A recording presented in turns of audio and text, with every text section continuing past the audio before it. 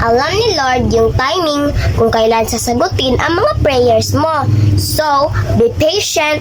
The best thing takes time always and enjoy. Wow! Alam ni Lord yung timing kung kailan sasagutin ang mga prayers mo. So, be patient. The best thing takes time always and enjoy. Wow! Makinig ka muna bago ka magsalita. At intindihin mo muna bago ka manghusga. Wow!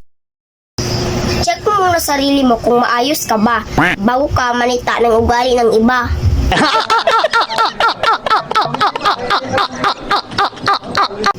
Sa mga may hinala dyan, alisin mo yung hinala mo, palitan mo ng tiwala. Wow!